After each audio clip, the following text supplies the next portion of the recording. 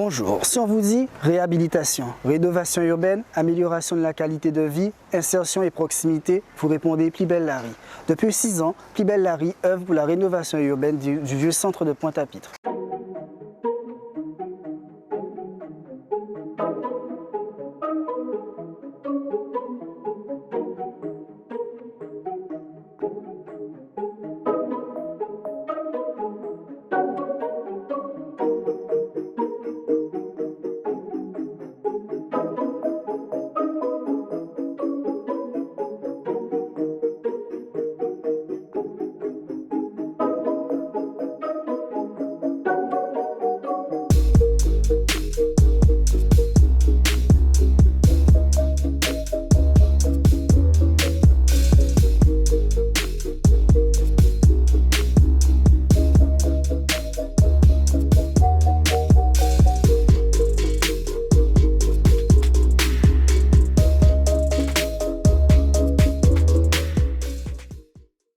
Bonjour Madame Adélaïde. Bonjour Émeric.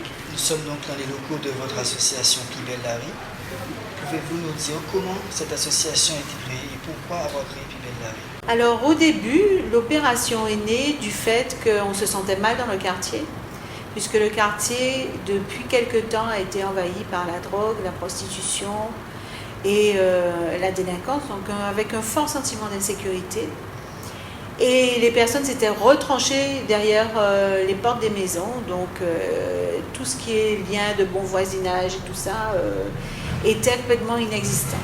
Donc on a décidé de réagir par rapport à ça et on a eu l'idée dans un premier temps de repeindre nos maisons qui faisaient grismine, on va dire. Et de fil en aiguille, le projet s'est organisé autour de trois volets. Donc effectivement, il y a l'embellissement des maisons. Ensuite, le deuxième volet, c'est l'occupation des espaces délaissés, parce qu'il y a beaucoup de maisons qui ont brûlé et qui ont laissé place à des espaces abandonnés qui servaient de décharge. Donc, on a décidé de les nettoyer et d'y installer des jardins, des œuvres artistiques, enfin, de leur donner une fonction dans la ville et de les utiliser pour des animations. Et le troisième volet, c'est celui des animations, qui est très important, puisqu'il nous permet de recréer le lien humain qui s'était distendu, alors avec des expositions, des bals de quartier, des séminaires, enfin plein de choses autour du bien-être, de l'éco-citoyenneté, du patrimoine, de la culture de façon générale. Pourquoi avoir choisi le cadre de Pointe-à-Pitre pour mener vos actions? En fait, on a choisi Pointe-à-Pitre tout simplement parce qu'on est pointois et qu'on vivait à Pointe-à-Pitre. Donc on a commencé les actions autour de nos maisons, dans le quartier, et puis ça s'est étendu petit à petit sur d'autres rues et jusqu'au centre-ville, où on a eu aussi 2-3 actions. Mais l'idée, c'est pas que nous, on refasse tout, c'est que vraiment les personnes se prennent en main et que chacun fasse sa part, puisque c'est impossible qu'on retape complètement Pointe-à-Pitre. Par contre, si chaque propriétaire, chaque occupant décide de faire un minimum, cette ville peut être transformée de façon très très importante et très rapidement. Donc c'est un petit peu l'objectif, même si on fait, donc plus particulièrement dans notre quartier parce que c'est plus pratique pour nous d'intervenir près de chez nous, on souhaite voir d'autres associations et d'autres actions prendre naissance sur la ville. D'ailleurs, ça a déjà été le cas. Il y a eu pas mal d'actions qui ont été menées l'an dernier par d'autres personnes. Donc, on est toujours très heureux de voir que ça bouge. Existe-t-il un accompagnement financier pour votre association? Alors, en fait, on a plusieurs partenaires. On a des partenaires privés, notamment Siapoc qui nous fournit en peinture et Gédimat qui nous donne aussi du matériel. Et puis on a des institutionnels donc, qui nous apportent leur soutien, notamment la région, un peu le département et Cap Excellence dans le cadre du contrat de ville.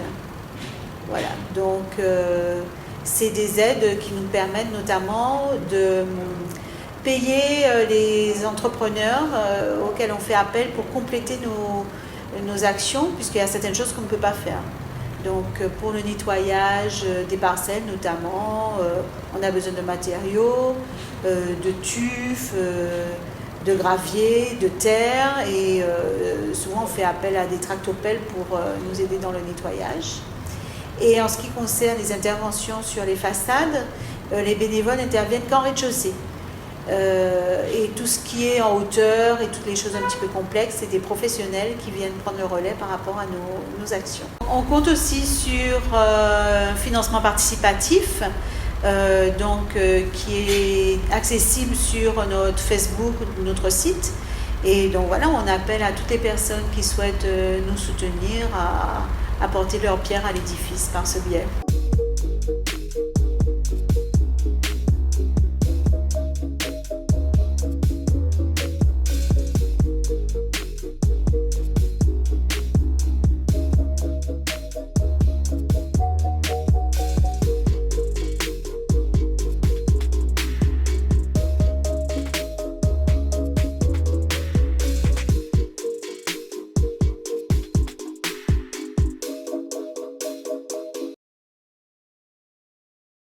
Bonjour, pourquoi avoir rejoint l'action Plus belle la rue? C'était une très bonne action avec des habitants de Pointe-à-Pitre et on a trouvé qu'il fallait faire un changement dans Pointe-à-Pitre.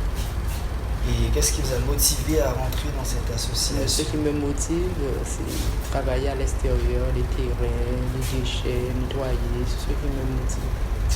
Et sous quelle forme vous donnez dans cette association? Sous quelle forme? Moi, je conduis les tracteurs, le nettoiement des terrains, l'emplacement, comment faire, l'embellissement du jardin, le transport de la terre, tout ce qui est logistique au niveau terrain. Donc quel est le bilan en 6 ans d'opération dans les rues de Pointe-à-Pitre? Alors le bilan au bout de la 6e saison est très positif. D'abord, l'image du quartier a changé. L'image qui était très mauvaise en fait. On considère que le quartier du Gommier-Vatable est un quartier malfamé. Donc je ne vais pas dire que tous les problèmes sont réglés, mais en tout cas, actuellement, on bénéficie d'une autre image. On parle de Plus belle la rue en bien. Le quartier a accueilli beaucoup d'artistes qui ont tourné des clips vidéo, des stylistes qui se sont servis de nos façades comme fond. On a eu beaucoup d'interviews, beaucoup de télé d'un petit peu partout. Donc vraiment, ça a bénéficié à valoriser notre quartier et surtout les personnes qui y vivent. Voilà. Et du point de vue transformation même urbaine, on peut dire que là aussi, on voit le résultat, on imagine si on n'avait pas pu faire toutes ces actions, ce que le quartier aurait été. Là, on a des couleurs, on reprend en main tous ces espaces qui servaient de décharge. Donc, la forme même du quartier a changé. Voilà, et il y a beaucoup de visiteurs d'ailleurs, hormis les interviews, ce dont je vous ai parlé. Il y a beaucoup de personnes qui viennent du reste de la Guadeloupe, mais également qui ont entendu parler de l'opération par les médias, qui viennent prendre en photo les fresques, les jardins, les maisons. On accueille également beaucoup d'écoles qui viennent découvrir les jardins créoles, les différentes plantations, les différentes herbes traditionnelles qui sont dans notre jardin. Et l'effet également qui semble être durable, c'est que le quartier devient attractif. Il y a beaucoup de porteurs de projets qui se rapprochent de nous et qui souhaitent mener à bien des projets sur le quartier.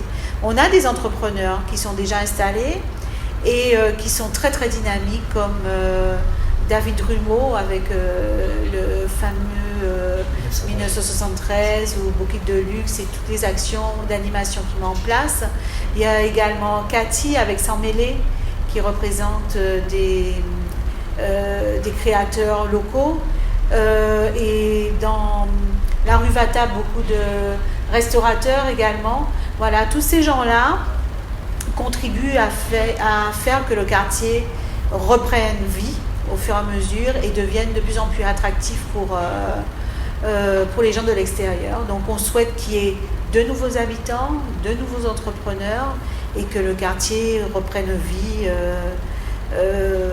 avec tous ces éléments-là, qu'il fasse bon vivre à Pointe-à-Pitre et qu'on ait envie de venir y vivre et de venir y gagner sa vie.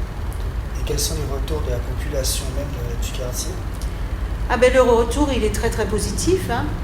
Il est très positif. Alors, on a les Pointois de souche et puis on a une nouvelle population qui là, c'est un petit peu plus compliqué parce que les modes de vie parfois ne sont pas toujours très compatibles.